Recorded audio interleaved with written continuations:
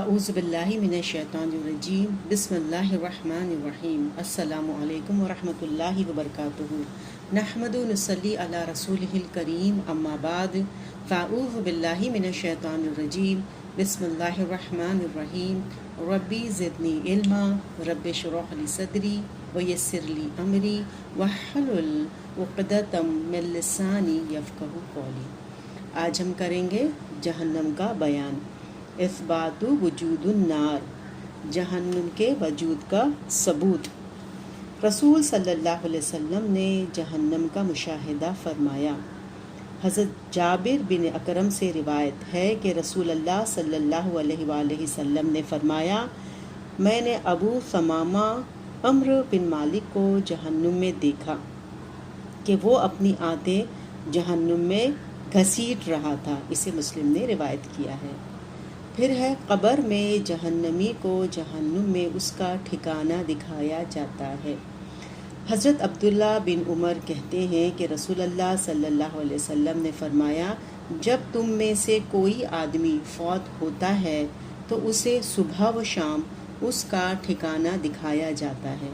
اگر جنتی ہے تو جنت میں اس کا ٹھکانہ دکھایا جاتا ہے، اگر جہنمی ہے تو جہنم میں اس کا ٹھکانہ دکھایا جاتا ہے۔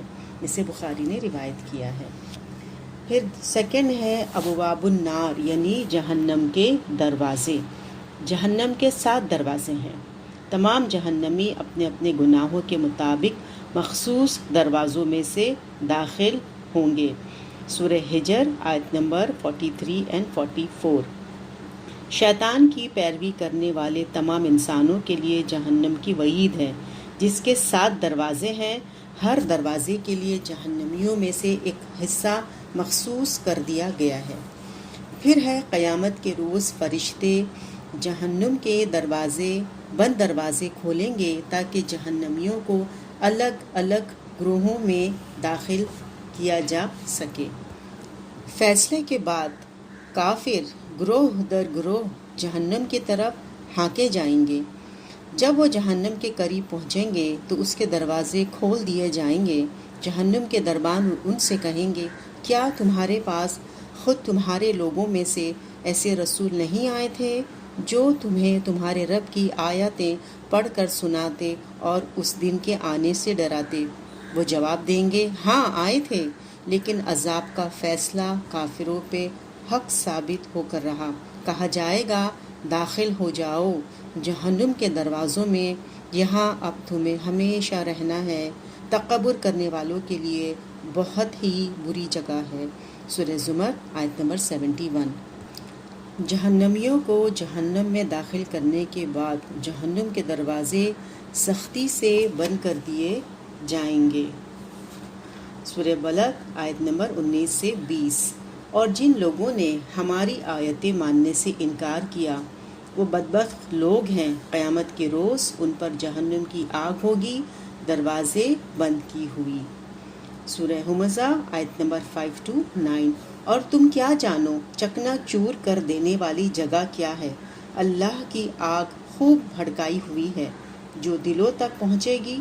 وہ ان پر دروازے بند کی ہوئی ہے، اس حالت میں کہ وہ اونچے اونچے ستونوں میں گھرے ہوئے ہوں گے۔ فرشتے کافروں کو منہ کے بل الٹا کر کے جہنم میں گھسیٹیں گے۔ سورہ قمر آیت نمبر 48۔ اس روز کافر منہ کے بل آگ میں گھسیٹے جائیں گے۔ اس روز ان سے کہا جائے گا، چکھو جہنم کی آگ کا مزہ۔ منہ کے بل اٹھنے والے کافر اندھے، گونگے اور بہرے بھی ہوں گے۔ بنی اسرائیل آیت نمبر 97۔ گمراہ لوگوں کو ہم قیامت کے روز اندھے، گونگے اور بہرے کر کے منہ کے بل اٹھائیں گے۔ ان کا ٹھکانہ جہنم ہے، جب کبھی اس کی آگ دھیمی ہونے لگے گی ہم اسے اور بھڑکائیں گے۔ بعض کافروں کو فرشتے زنجیروں میں باندھ کر گھسیٹیں گے۔ سورہ مومن آیت نمبر 71-72۔ طوق اور زنجیریں کافروں کی گردنوں میں ہوں گی، اور جب پانی مانگیں گے تو پینے کے لیے وہ کھولتے پانی کی طرف گھسیٹے جائیں گے، اور پھر واپس جہنم کی آگ میں جھونک دیے جائیں گے۔ کافر کے سر پر کھولتا ہوا پانی ڈالنے کے لیے فرشتے اسے گھسیٹ کر جہنم کے عین وسط میں لے جائیں گے۔ سورہ دخان آیت نمبر 47-48۔ اللہ تعالیٰ فرشتوں کو حکم دیں گے، پکڑو اسے اور گھسیٹتے ہوئے جہنم کے بیچوں بیچ لے جاؤ، اور پھر اس کے سر پر جلتے ہوئے پانی کا عذاب انڈیل دو۔ سورہ رحمان آیت نمبر 41-42۔ مجرم وہاں اپنے چہروں سے پہچان لیے جائیں گے اور انہیں پیشانی کے بالوں اور پاؤں سے پکڑ کر گھسیٹا جائے گا۔ اس وقت تم اپنے رب کی کن کن قدرتوں کو جھٹلاؤ گے۔ سورہ علق آیت نمبر 15 اور 16۔ ہرگز نہیں، اگر وہ باز نہ آیا تو ہم اس کی پیشانی کے بال پکڑ کر گھسیٹیں گے، اس پیشانی کو جو جھوٹی اور سخت خطا کار ہے۔ حضرت انس بن مالک سے روایت ہے کہ ایک آدمی نے عرض کیا، یا رسول اللہ صلی اللہ علیہ وسلم، قیامت کے روز کافر کو منہ کے بل کیسے اٹھایا جائے گا؟